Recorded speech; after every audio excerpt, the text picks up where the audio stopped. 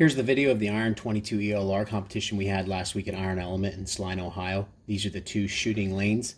That way each shooter is able to prepare two at a time. One is shooting while the other is setting up. They had 3 minutes to set up and then 5 minutes to shoot two different distances, so 100 and 200 in the same 5 minutes. Or on the long range would be 100 and 150, for example. The left side of the shooting lane was for the ELR competition, 100, 200, 300, 400, 500, and 600, with the 500 being the world record attempt. The size of the targets were 6-inch for the 100, and then 12-inch out to 500, and then 24-inch on the 600. The match was a success, in my opinion. We had 9 shooters show up. We expected 30 to 40, but my intent all along was to have a match that people with just any 22 and the ability to get some optics on it to be able to shoot the long range division out to 300. And then for people that could go further, they could shoot out further, and of course the world record attempt. And people showed up with some just regular off-the-shelf gear and did exceptionally well. And that was what I was looking for in having both divisions. One guy even made his bipods out of 2 sticks and actually did pretty well. The idea of it is it was prone with bipods only, 22 long rifle only, and to shoot the ELR you had to have the ability to show that you're going to be able to get past 300 yards, which was a certain mil or MOA rating. This is coming up on the 400 and then the 500 world record attempt. We didn't get the world record on video because my target vision camera did not record. And so for whatever reason it didn't record, but I did submit all of the data anyway to ELR Central in hopes that he does get the record. Coming up on the 24-inch, which we didn't shoot at 600. It was supposed to be in the match, and the 500 was supposed to be the world record, but things kind of got turned upside down by COVID and all the cancellations.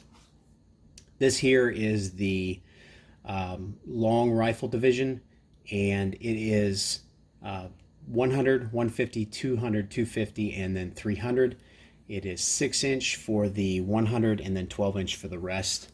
And people did exceptional, just exceptional. I thought our winner might even, Amy, was going to actually clean it at one point, but there were a few misses. But all in all, people came out here with some just regular gear. A teenager came in third with a Ruger American and a BDC scope and did exceptionally well. And so that was my intent, and that was what I was happy to see happen. Ultimately, our winner did use a CZ 457 varmint with a match barrel from CZ on it, and then the Vudoo rifle systems actually was the world record, possible world record holder from Matt. This was the last shot of the world record. It was the only video we did get of it. And then this is the stages. Not the stages, but the staging area, and how one guy was setting up in 3 minutes while the other guy was preparing or shooting. This is Amy herself and her uncharacteristic shooting position, shooting a stage with her CZ, and she did exceptional. Everything was scored, and then we had a little awards presentation, and that went well as well. I want to thank the original sponsors, which was Accurate Rifle Systems, who were supporting me all along the way. Vudoo came on board, Valdada Optics, and then Cutting Edge was involved, sent gift certificates as well. And Short Action Customs as well was involved, was going to be involved. Unfortunately, things changed. COVID came out, and we ended up having the match anyway. And I didn't push the issue on the sponsorships.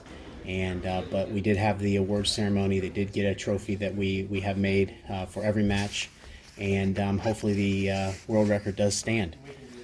We'll find out here. I don't know exactly when, and if not, so be it. Amy was this is Amy coming up, just a great competitor. She actually came in first place in that match. Her boyfriend was Matt, and that was her first match ever, and she was just excited to be there and to shoot. And we were excited to have her. So all in all, it was a great match, and we enjoyed it.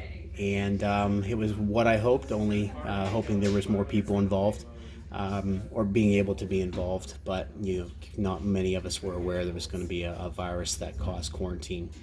And so there we are. I hope to have it next year. We'll see if things work out or not. Otherwise, this was a great experience, and we learned a lot and introduced a lot of new shooters to this type of shooting they had never done, and they enjoyed it. So, any questions or comments? Don't forget to like and subscribe. Thank you. Enjoy. Forward forever. Backward never.